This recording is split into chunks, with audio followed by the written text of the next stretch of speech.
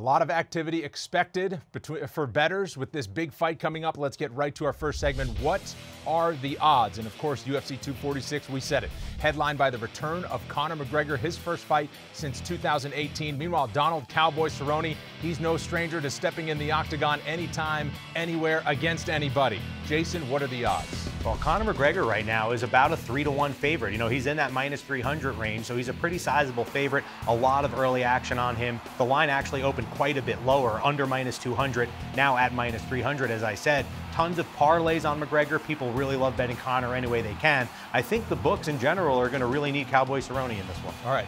Keep in mind as well, this fight is at welterweight, 170 pounds. Each fighter has fought at lightweight, welterweight. Conor, of course, the former featherweight champion as well. Yanni, some people might be surprised that Conor McGregor is this big of a favorite against a guy like Cowboy Cerrone, who's been successful in the UFC so many years. We're kind of looking now at the other side of the spectrum because at first it seemed to have opened a little bit too low, and sharp bettors reprimanded the books immediately.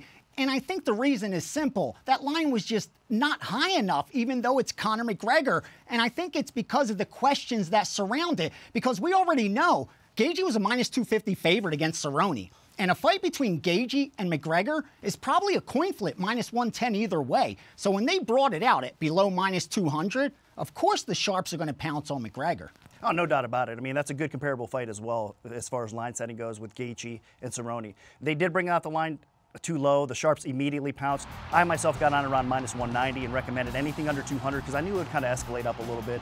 And now it's closer to the right price, though, I think, especially considering the time off and the inactivity kind of from Conor the last few years as well. You have to factor that in a little bit. But I do like this style matchup for sure.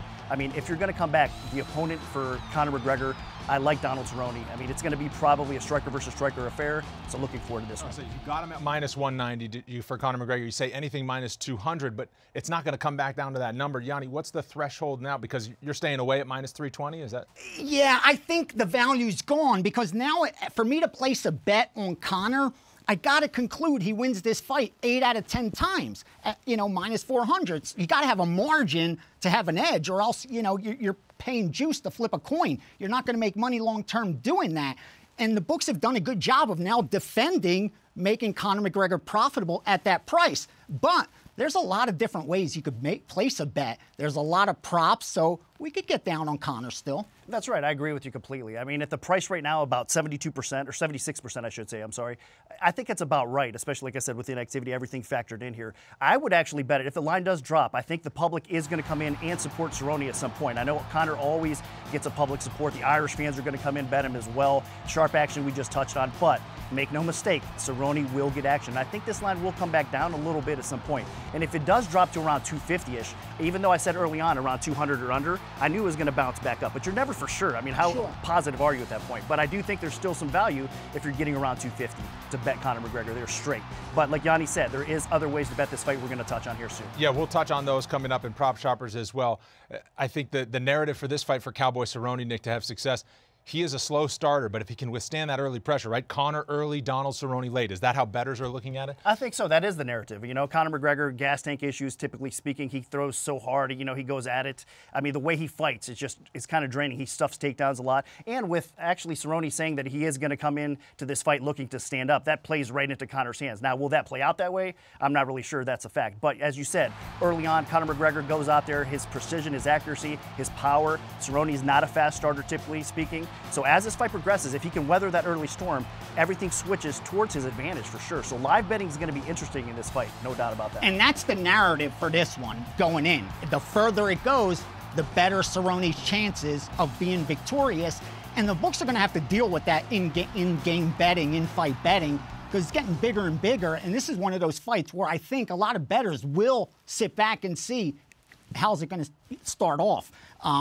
Listen, you got to look to the Conor side. Again, there's a lot of questions to be asked, to answered, but the matchup just favors him in a lot of different ways.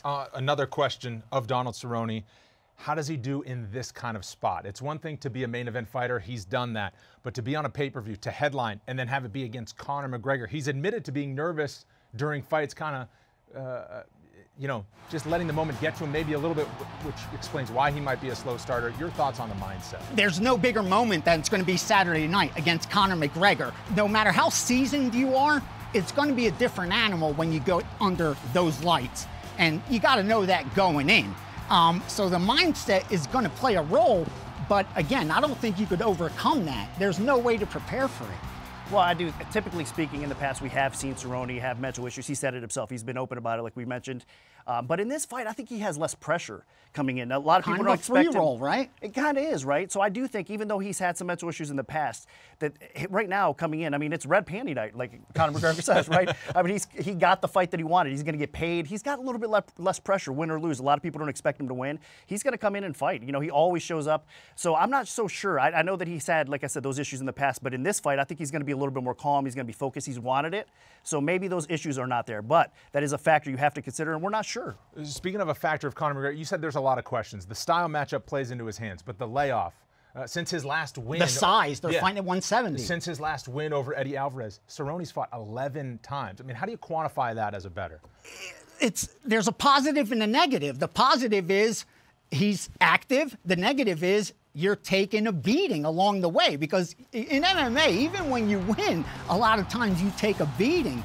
And I think at that age, it starts to take its toll, where with Conor not being active around that age, I think may be a positive. Yeah, I agree with you completely. I think that, I mean, Cerrone, he's had so much wear and tear. I think Conor's had time to kind of settle in, heal that body a little bit. He's actually gained some muscle as well. So I think he's going to be filled out nicely at 170. A lot of people are thinking that Cerrone has the advantage. I'm not so sure. I mean, I think Conor's power is going to carry well at 170 as well. So we'll see how it plays out. Very interesting to see how things play out in this main event between Conor McGregor and Cowboy Cerrone. But keep in mind, the last time the money moved this much in the favor of Conor McGregor, it was the first time he fought Nate Diaz. And we all know what happened in that one. He, of course, lost in the second round.